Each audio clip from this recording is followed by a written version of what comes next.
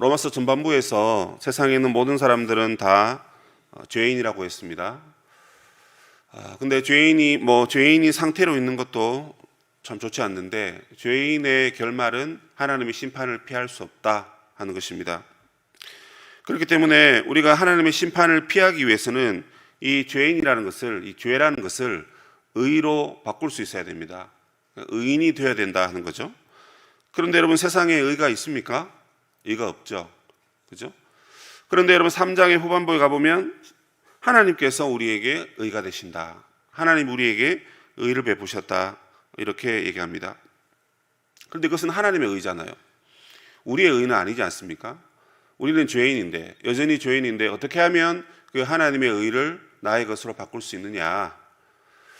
그것이 바로 믿음입니다. 믿음으로 하나님의 의를 내 것으로 가져오면, 하나님은 우리가 죄인이지만 하나님의 의를 덧입었기 때문에 우리를 의롭다고, 의인이라고 불러주신다 했습니다. 그래서 이것을 신학적으로 칭의라고 합니다. 칭의라고 하죠. 그죠? 부를 칭자입니다. 우리를 의롭다라고 불러주시는 겁니다. 사실 여러분 보면 의롭지 않아요. 그런데 우리가 하나님을 믿고 예수님을 믿으면 우리를 의롭게 한다, 그런 얘기입니다.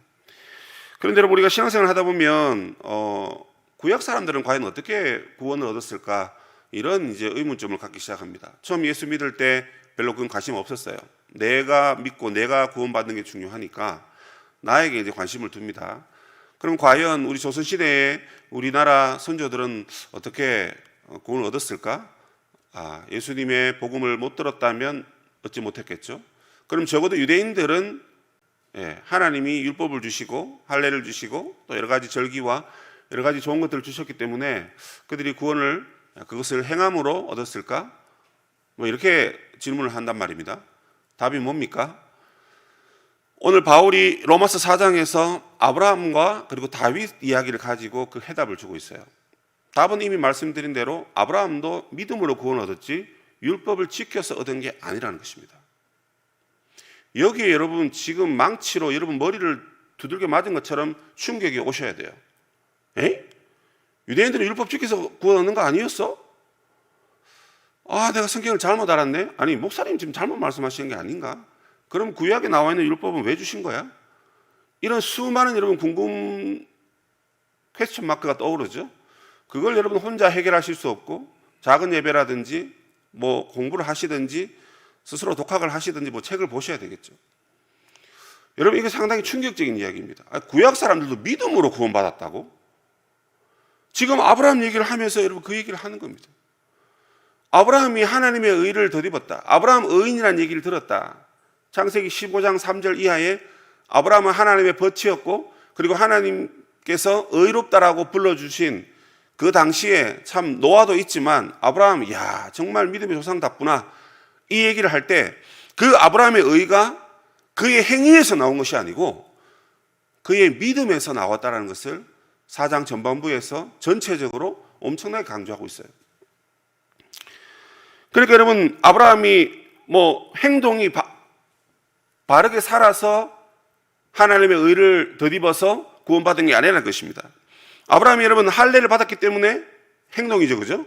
그 할례를 받았기 때문에 구원받은 것이 아니라는 거예요. 그리고 오늘 말씀은 여러분, 아브라함이 이 율법과 믿음을 계속 대조합니다.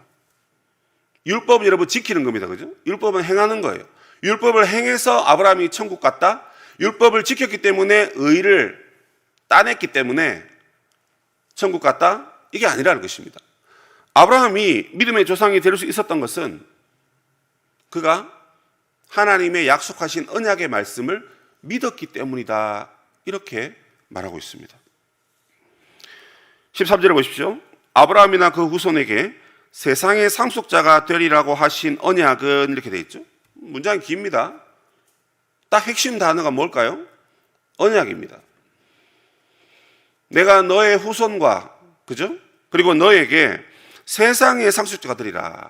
이게 여러분 아브라함에게는 엄청난 복음의 소식이에요. 왜요? 아니, 지금 아브라함이 여러분 나이가 100세가 됐는데 자녀가 없는 거예요. 100세 되기 전까지. 100세 얻었으니까요. 자녀가 없는데 너에게 후사를 주고 그 후사가 상속자가 되어서 너는 열국의 아비가 되고 내 자녀들이 하늘의 별과 같이 바다의 모래와 같이 엄청나게 많아질 것이다. 정작 자기는 아들 하나도 없는데, 근데 하나님께서 이 언약의 약속을 주신 거예요. 그런데 이 언약은 율법으로 말미암은 것이 아니다라고 되어 있죠. 자, 하나님 약속을 받았습니다. 아브라함아, 내가 너에게 100세의 아들을 줄 테니까 너 지금부터 내가 하는 말 잘 듣고 이것대로 잘 지키면 주겠다. 이게 아니라는 것입니다. 우리가 십계명을 볼 때도 여러분 오해하시면 안 돼. 십계명, 제가 이번에 십계명을 공부를 하는데 가장 중요한 게 저는 이겁니다. 10가지 계명도 중요하지만 그 십계명의 서문입니다. 서문. 십계명의 서문에 뭐라고 되어 있습니까? 나는 너를 애굽 땅 종되었던 곳에서 너를 구원하여 낸 여호와니라. 이게 무슨 말이에요? 내가 너를 지금 애굽과 바로의 압제로부터 건져냈다. 오늘날 말하면 우리가 세상 사람으로 살고 있는데 하나님 나라 백성으로 우리를 건져냈다는 것입니다. 출애굽이 중요하지만 출애굽하러 간 뒤에 어디로 가죠? 시내산에 가서 하나님의 나라로 부름받잖아요. 그리고 하나님 나라로 소원받은 너희들은 제사장과 성막 제도로서 하나님을 섬기며 살아가라. 구체적으로 이웃과는 어떻게 살아야 되느냐? 레위기에 다 기록되어 있습니다. 왜 레위기에 여러분 제사가 나옵니까? 그게 하나님 섬기는 방법입니다. 이렇게 여러분 하나님 우리를 건져냈다는 거예요. 건져냈기 때문에 너는 나 외에는 다른 신을 섬기지 말고 우상을 섬기지 말고 여호와의 이름을 망령되이 부르지 말고 이렇게 말하는 겁니다. 우리가 하나님을 잘 섬기고 망령되이 부르지 않고 우상을 섬기지 않으면 구원하겠다가 아니고요. 이미 구원받았기 때문에 하나님의 자녀답게 살아라는 것입니다. 여러분 결혼하신 날 기억하실 겁니다. 결혼하고 난 다음에 나는 한 아내의 남편이고 또는 나는 한 남편의 아내죠. 그러면 이전의 삶과는 여러분 바뀌어야죠. 왜요? 책임질 사람이 있으니까. 그러다가 자녀가 태어났어요. 내가 이 자녀를 위해서 어떻게 좋은 것을 가르치고 좋은 것을 먹이고 입히고, 그게 부모 마음이죠. 그런데 여러분 그 부모가 부모 마음이 없어요. 저걸 어떻게 세상에 내보내서 돈 벌어와서 나를 호강시킬까? 이렇게 여러분 자녀들을 사용하거나 이용하는 부모는 없죠. 있어서는 안 되죠. 우리가 구원 받았기 때문에 그렇게 살아가야 된다는 것입니다. 다시 본문에 와서 이 언약의 말씀을 아브라함이 믿었기 때문에 그는 아들을 낳았고 그 아들을 통해서 하나님의 나라를 유업으로 받는 엄청난 사건이 그의 인생 가운데 있었다는 것입니다. 그런데 여러분 14절 보십시오. 만일 율법에 속한 자들이 상속자이면 믿음이 헛것이고 약속은 파괴되었다. 이게 무슨 말이냐면 하나님이 아브라함에게 또는 이스라엘 백성에게 주신 율법은 하나님이 아브라함을 먼저 만나시죠. 그죠? 그리고 430년 후에 율법이 주어집니다. 그런데 유대인은 이 먼저 하나님 주신 이 언약보다 뒤에 받았던 이 율법을 신경을 쓰는 거예요. 그러니까 만약에 이 율법을 지킴으로 상속자가 되고 천국 백성이 되었다라면 그 이전에 만났던 이 언약은 어떻게 되는 겁니까? 헛수고가 되는 거예요. 순서적으로 보면 하나님이 언약을 먼저 주셨는데 유대인들은 율법을 더 중요하게 생각했던 것입니다. 그렇기 때문에 율법을 따라서 만약에 율법을 잘 지켰기 때문에 율법에 순종했기 때문에 율법이 원하는 것을 우리가 다 이루어냈기 때문에 만약 우리가 천국 백성이 된다면, 천국 시민이 된다면 그 이전에 하나님 주신 아브라함에게 주신 이 언약은 무효가 되고 헛것이 되고 그래서 그 약속은 없던 게 되는 겁니다. 파기가 되는 거죠. 이건 말이 안 된다는 것입니다. 그래서 그 밑에 보시면 그럼에도 불구하고 율법은 진노를 이루게 하는 것임에도 불구하고 유대인들은 계속해서 율법을 추구한 겁니다. 하나님께서 은혜로 구원받고 은혜로 하나님 백성 되게 하셨는데도 인생들은 그게 은혜라고 하니까 다른 말로 쉽게 말하면 이제 선물이잖아요. 값없이 주는 하나님의 선물이죠. 근데 그 값없다라는 얘기는 내가 값을 지불하지 않았다는 뜻입니다.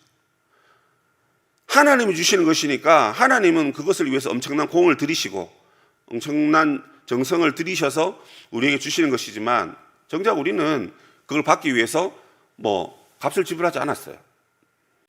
그래서 그것을 받아 누리고 그것을 의지하고 그것을 사모하면서 가면 되는데 모르겠어요. 인생들은 눈에 보여야 되고 만져져야 되고 느껴져야 되고 뭐 그런 거죠. 그러나 아브라함의 믿음은 그렇지 않았다는 것입니다. 여러분, 이 아브라함의 이 믿음은 사실 아브라함에게만 적용되는 게 아니라 16절에 보시면 모든 자에게 다 적용되는 것입니다. 무슨 말입니까? 이방인들도 믿음으로 구원받고요, 유대인들도 구원을 받는다면 그들의 율법의 행위가 아니라 믿음으로 구원을 받는다는 것을 강조하고 있습니다. 그래서 우리가 상속자가 되는 것은 그것이 은혜에 속하기 위하여 믿음으로 되나니, 그러니까 우리가 믿으면 그 믿는 것 같다는 것 그 자체도 하나님의 은혜에 속하는 것이 되는 것입니다. 그래서 율법에 속한 자뿐만 아니라 아브라함의 믿음에 속한 자에게도 그러하니 아브라함은 우리 모든 사람의 조상이라. 유대인들이 이게 지금 기절초풍할 이야기를 하고 있는 겁니다. 유대인들은 자신들의 율법을 가졌어요. 그리고 아브라함이 율법을 잘 지켰고 율법을 지킴으로 인해서 자기들의 믿음의 조상이 된다라고 굳게 믿었습니다. 그러니까 얼마나 여러분 그 아브라함에 대해서 자랑스러워 했겠습니까? 그런데 바울은 아브라함이 율법 때문이 아니라 믿음으로 상속자가 되었기 때문에 사실 모든 이방인들을 위한 믿음의 조상도 된다라고 그렇게 얘기를 하는 것이죠. 그러면 구체적으로 여러분 아브라함의 믿음이 뭐였냐는 것입니다. 지금 이 앞부분에서 아브라함은 율법의 행위가 아니라 믿음으로 상속자가 되었는데 이 두 번째 단락에서 아브라함의 믿음이 도대체 어떤 믿음이냐, 그걸 지금 바울이 증거하고 있습니다. 17절을 보십시오. 구약에 기록된 바 이런 거죠, 그죠? 내가 너를 많은 민족의 조상으로 세웠다 하신 것 같으니 그가 믿은 바 하나님은 죽은 자를 살리시며 없는 것을 있는 것으로 부르시는 이시니라. 두 가지입니다. 죽은 자를 살리신 것, 그리고 없는 것을 있는 것으로 부르시는 것입니다. 이것은 아브라함에게 있어서 아주 중요한 사건이죠. 첫 번째, 죽은 자를 살린 건 뭡니까? 하나님께서 너의 후사가 된다고 말씀하셨던 그 이삭을 가서 바쳐라는 거죠. 창세기 22장에 모리아산에 가서 아브라함은 이삭을 바치려고 했습니다. 거기 히브리어 문법에 보면 와우 계속법이 사용되고 있습니다. 이게 뭐냐면 우리로 말하면 이런 거예요. 아브라함이 그날 아침에 일어나서 길을 갔습니다. 그리고 뭐뭐 했습니다. 그리고 뭐뭐 했습니다. 그리고 뭐뭐 했습니다. 그리고 뭐뭐 했습니다. 이 뜻입니다. 아브라함이 이삭을 신속하게 하나님 앞에 번제로 드리기 위해서 단 한순간의 주저함 없이 일사천리로 쭉 갔다라는 겁니다. 어떤 설교를 들어보면, 책을 보면 그런 말이 있어요. 아브라함이 여러분 하나님 앞에 이삭을 번제로 드릴 때 얼마나 여러분 고민한 줄 아십니까? 아마 3일을 걸어가면서 3일 내내 고민했을 것입니다. 그리고 그 산에 도달하자 말자 저거 올라가야 되나 또 고민했고, 또 종들을 남겨두고 가면서도 고민하고, 칼을 들면서도 이거 죽여야 되나 말아야 되나 이 고민했을 것이다, 이렇게 얘기하시더라고요. 그러나 여러분 히브리어 문법은 아브라함이 단 한순간도 지체하지 아니하고 속전속결로 이삭을 번제 드리기 위해서 그 길을 갔다는 것입니다. 여러분들 번제라는 것은요 그냥 태워 드린다라고 볼 수 있는데, 태워서 다 드리는 거죠. 그런데 여러분 어떻게 태우냐면 그 짐승을 각각 마디마디 다 자릅니다. 여러분 다 잘라요, 이렇게. 그러면 여러분 아브라함이 이삭을 다 잘라야 됩니다, 그죠? 죽여서 일단 죽이고 그다음 다 조각을 내 가지고 그걸 다 태워서 드려야 돼요. 그런데 어떻게 됩니까? 아브라함아 얼마나 하나님이 급하셨으면 네가 이제 아들보다 나를 더 사랑하는 줄 내가 알겠다 하시면서 숯불에 걸려있는 어린 양을 대신 번제 드리게 하고 이삭을 여러분 살려주셨죠. 아브라함은 여러분 하나님께서 이삭을 살리실 것을 믿었다라고 히브리서에 그렇게 얘기합니다. 이게 바로 여러분 죽은 자를 살리시는 믿음입니다. 이 대목을 보면서 아브라함의 믿음이 정말 대단한 믿음이구나 하는 것을 알고, 우리가 여러분 정말 믿는다 하면서 정말 믿음이 없구나, 이 사실이 제 마음에 다 와닿더라고요. 그래서 오늘 여러분 우리 아침에 기도할 때 하나님 우리에게 믿음을 주십시오 이렇게 기도해야 될 것 같습니다. 저는 이제 믿음의 은사를 주십시오 이렇게 밤에 한번 기도를 보았습니다. 하나님 믿음도 은사라고 했는데, 그죠? 뭐라고 말하든지 하나님 무조건 다 믿는 거 아니겠습니까? 그게 은사 아니겠어요? 선물인데 하나님 정말 이게 아브라함은 이런 믿음을 가졌는데 우리는 그런 믿음이 없거든요. 없는 것을 있는 것으로 부르시는 이를 믿었다는 것입니다. 그거는 18절에도 얘기하고 있죠. 바랄 수 없는 중에 바라고 믿었다. 왜 바랄 수 없는 중에 바라고 믿었죠? 아이를 갖기 위한 남자로서의 기능을 더 이상 아브라함은 할 수 없었습니다. 그리고 사라도 태가 다쳤기 때문에 임신을 할 수 없는 그런 상황이에요. 19절도 그런 얘기 나오죠. 백세나 되어 자기 몸이 죽은 것 같고 사라의 태가 죽은 것 같음을 알고도 믿음이 약하여지지 아니하고 믿음이 없어 하나님의 약속을 의심하지 아니하고 오히려 견고하여서 하나님께 영광을 돌렸다, 이렇게 되어 있습니다. 없는 것을 있는 것으로. 인생 여러분 한계가 이 두 가지입니다. 죽음 앞에 우리는 한계가 있고요, 그리고 없는 것을 있게 하는 것. 내가 여러분 돈이 없어요. 근데 그걸 어떻게 있게 하겠습니까? 건강이 없어요. 그걸 있게 해야 되잖아요. 나에게 친구가 없어요. 그럼 친구가 있게 해야 되고. 근데 우리가 노력한다고 해서 다 잘 되는 건 아니지 않습니까? 오히려 믿었던 친구에게 사기를 당하거나 어려움을 당할 수도 있고, 함께 동역했던 사람에게 배신을 당해서 사업이 실패할 수도 있고, 여러 가지 여러분 우리는 없는 것을 있게 하는 것이라든지 죽은 자를 우리가 살리는 그런 사실은 의지나 믿음은 저와 여러분에게는 결코 찾아볼 수가 없다는 것입니다. 그런데 여러분 아브라함은 믿음이 견고해서 생명 주실 것을 믿고 아브라함은 이것을 의지하고 그래서 하나님이 그를 의로 여기셨다는 것입니다. 이게 여러분 아브라함의 대단한 믿음입니다. 그 믿음을 여러분 우리에게 달라고 기도해야 되는데요, 이 아브라함의 믿음이 아브라함에게만 주어진 것이 아니라 오늘 우리에게도 주어졌다라고 23절부터 25절까지 이야기하고 있습니다. 아브라함이 여러분 믿었기 때문에 하나님이 그를 의롭다고 했는데, 우리도 우리를 위해서 죽으시고 부활하신 예수 그리스도를 믿으면 우리에게도 여러분 의를 주신다고 하십니다. 근데 아브라함이 여러분 바랄 수 없고 전혀 보이지 않는 가운데 그걸 믿고 따라갔죠. 되게 어려웠을 것입니다. 그러니까 대단한 믿음이죠. 그런데 우리는 여러분 예수님이 우리를 위해서 죽으시고 부활하신 것을 역사적인 사건의 이야기를 쭉 들으면서 성령님 우리에게 깨닫게 하시면서 여러분 그것을 우리가 믿지 않습니까? 그 믿는 것도 우리의 힘이 아니고 하나님의 은혜죠. 그 하나님의 은혜로 그것을 믿었기 때문에 저와 여러분에게 하나님의 의가 주어졌다는 것입니다. 이것이 하나님 앞에 감사해야 될 우리의 기도 제목입니다. 얼마나 감사하고 기쁜지 모릅니다. 아직까지도 믿지 못하고 깨닫지 못하는 자들은 죄인의 상태에 머물러 있습니다. 그러나 우리는 말씀과 성령으로 주님이 우리를 위해서 자기의 몸을 내어주시고 우리를 구원하기 위해서 부활하신 우리 주 예수 그리스도를 성령께서 믿게 하시는 거죠. 이 믿음이 여러분 아브라함의 믿음과 동일한 믿음이라는 것입니다. 그러니까 여러분 우리도 믿음 없다라고 할 게 아니라 아브라함의 믿음을 우리 다 가졌구나. 이 믿음을 가지고 이 세상을 살아가고 어떻게 하든지 이 믿음을 앞세워서 하나님을 기쁘시게 하고 견고하게 되어서 하나님을 영화롭게 하는 자가 되어야 되겠구나. 여러분 이것이 오늘 우리 기도 제목이 되어야 할 줄로 믿습니다. 하나님께서 우리에게 요구하시는 것은 저와 여러분의 믿음입니다. 하나님이 구원하신 예수 그리스도를 믿는 이 믿음이 필요합니다. 이 믿음이 여러분 세상을 구원하는 거거든요. 이 믿음으로 이 하루도 승리하시고 이 믿음으로 인하여서 온 세상을 구원해내는 그런 하나님의 능력 있는 도구가 되시기를 주님의 이름으로 축복합니다. 하늘에 계신 우리 아버지, 아버지의 이름을 거룩하게 하시며 아버지의 나라가 오게 하시며 아버지의 뜻이 하늘에서와 같이 땅에서도 이루어지게 하소서. 오늘 우리에게 일용할 양식을 주시고 우리가 우리에게 잘못한 사람을 용서하여 준 것 같이 우리 죄를 용서하여 주시고 우리를 시험에 빠지지 않게 하시고 악에서 구하소서. 나라와 권능과 영광이 영원히 아버지의 것입니다. 아멘.